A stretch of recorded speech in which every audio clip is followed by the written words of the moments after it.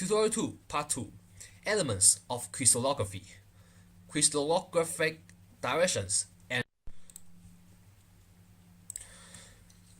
in this part I will introduce the crystallographic directions for heterohedron unicells. Heterohedron unicells basically means the unicell with the shape of a cube or having 6 surfaces. We use Cartesian coordinate system, which contains 3 axes, and each axis are perpendicular with each other at 90 degrees. How can we assign the XYZ axis? We use the right-hand rule, which I suppose you have learned in multivariable calculus.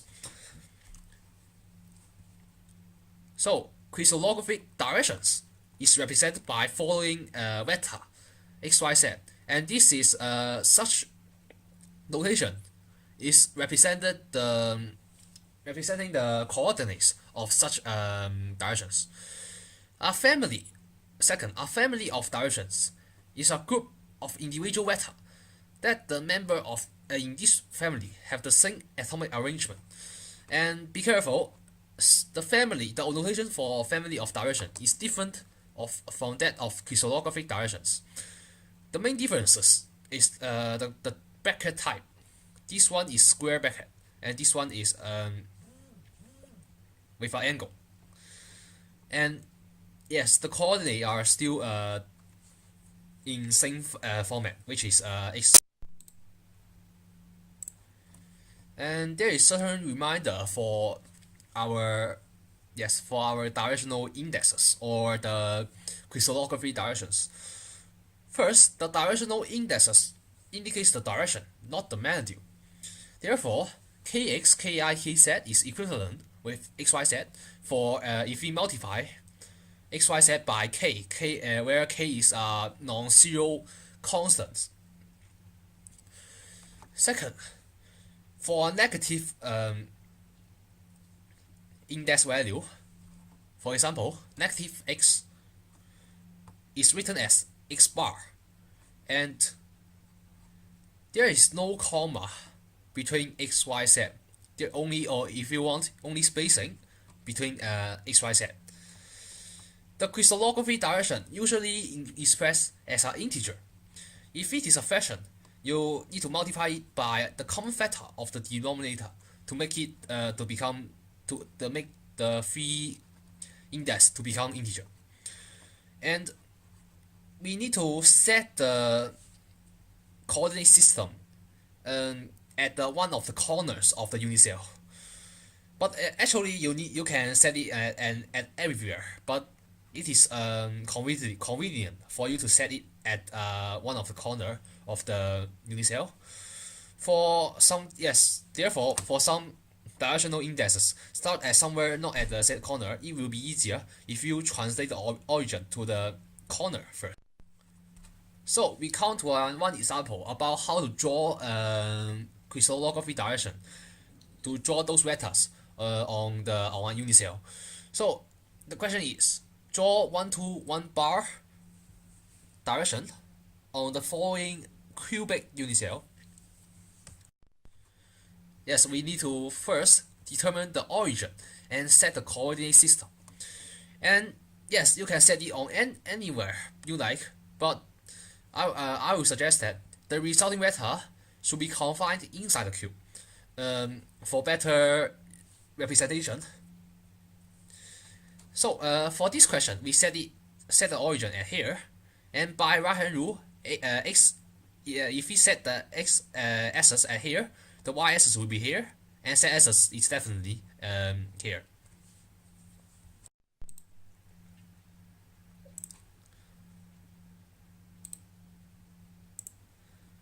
So in step 2, we need to draw the vector according to the indexes, and according to our coordinate system, and we have set. Because we have mentioned that the crystallography vector only indicated that the directions and the magnitudes is equivalent. Therefore, 1 to 1 bar is equivalent with 1/2, 1 and 1/2 bar. 1/2 will be the x component, 1 will be the y component, and negative 1/2, because the 1/2 bar indicates the negative value, will be the z component. And therefore, we can draw the vector as the follows. And the x component here is 1/2, the y component is 1, and the z component is negative 1/2. Because positive z-axis is here, the negative will be here. So we need to note the direction of the z component. Why we need to first convert it into such form? It is because if you don't, the resulting vector will be out of the cubic cell. There, after we finish example 1, we come to another example. Example 2. State all members of 100 for FCC unit cells. If you still remember, such form is indicates a family of crystallographic directions. So how can we determine all members of 100 family? First, we need to note that FCC. What is FCC? And FCC is the abbreviations for face-centered cubic system. And yes, step 2, we definitely need to figure out what FCC is like, and which is here. Step 3, we need to figure out what vectors will have same atomic arrangements as 100, the crystallographic direction 100. Not it is because 100 is definitely belongs to the family of 100, and yes, we need to draw out 100 first, and basically the steps for drawing 100 vector is mentioned in example 1. We need to first set the coordinate system, and then we need to determine the components for each axis, and we set the coordinate system, the origin of it, at this corner, and we get the 100 as the red vector. Clearly, after we have drawn this one, we can see that C10, 201, C01 bar, C1 bar C, and 1 bar C are all in the same family. Because if we observe that they will all have the same atomic arrangement, the length and the atomic arrangement are exactly the same for all 6 vectors. Therefore, they are in the same family. One reason for that, it is because such or for a cubic system, you know that it is it has symmetry at x-axis and at y-axis and at z-axis, and it is because it is a cubic. So example 3, if again the question is similar to example 2, but the system now is the body-centered tetragonal system. One properties of such system is the length here is equal to the length is not necessarily equal to the length here, and therefore the answers now will depend on how you set the coordinate system. And we assume the origin is still at here, which is the close low left corner. But so therefore now 100 will only contain 100, C10, 1 bar C0, and C1 bar C. And note that 100 do not have the same atomic arrangement as C01. 100 is the red vector here, and C01 is the green vector here. And because I have mentioned that the length of this side is not the exact length at this side, therefore the atomic arrangement here is not necessary to be the same as here. And this one is 001. You can see that the space here is larger, and for 100 the space here is smaller. Therefore, the 100 family of directions now will only contain these 4 vectors.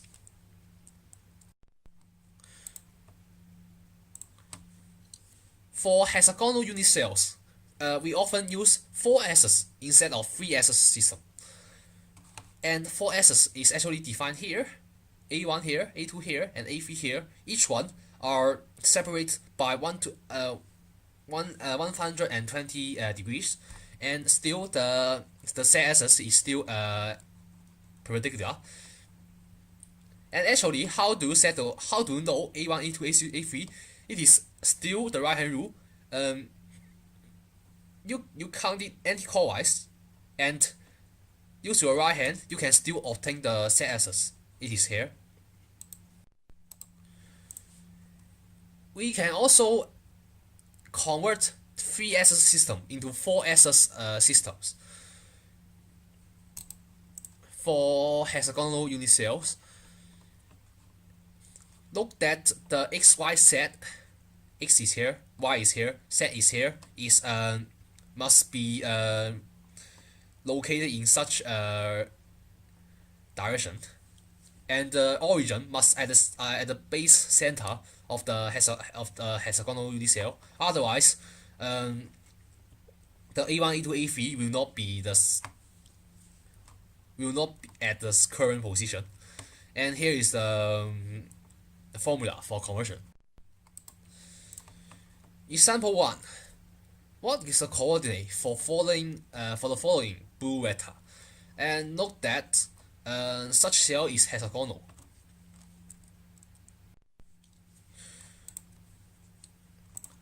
The answer is we use the root net coordinate axis system in order to determine the coordinate of such 4S system. And note that such grid is unique. The number of triangle here inside the grid is fixed. From the origin to the corner of the hexagonal unit cell, there will be 3 triangles, and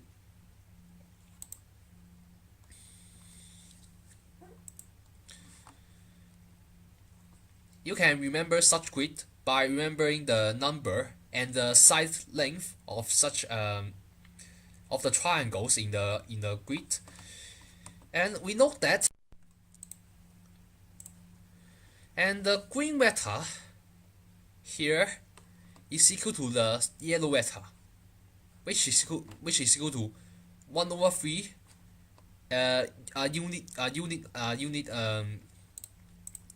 unit length of A1, and plus 1/3 unit length of A2, and minus 2/3 the unit length of A3. A3 is here, and therefore A1, A2, A3 set is definitely 1 is equal to 1/3, 1/3, 2/3 bar, because it is negative, and 1, and because it only indicates the direction, not the magnitude, therefore we multiply it by 3 and we got 1, 1, 2 bar 3.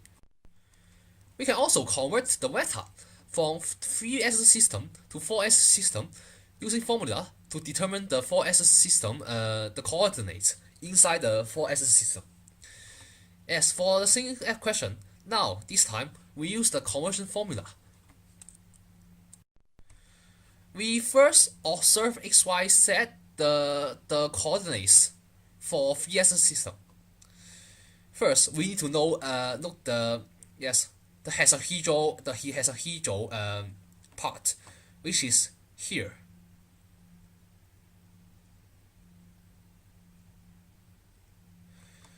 Therefore, the x-axis is here, y-axis is here, the z-axis is here. X-axis is on A1 axis, y-axis is at A2 axis, and z-axis is definitely z-axis.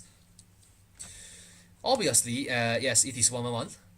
Because for x component it is 1, for y component it is also 1, for z component it is also 1. Therefore, we just directly put in the conversion formula and we got the following coordinate, which is equivalent with using the grid. Linear density. It is a new concept. Linear density is defined by the number of atoms centered on directional vector, and the length over the length of the directional vector, which we need to in terms of for the atomic radius r. And It is because you only count the number of atoms centered on the directional vector. All atoms that are not centered on the vector, but if it is passed through by the vector, we still ignore it because it is not centered on the vector. And we count it as one, count the atom as one if the directional vector completely pass through the atom as its diameter. We will count it as one. If we only pass through the radius, we will only count it as half. Okay, so one example. What is the linear density of 111 in BCC type of unit cell? First, we need to know what is BCC unit cell. BCC means that it is body-centered cubic. That means one atom is within the cubic unit cell, and two atoms at the corner will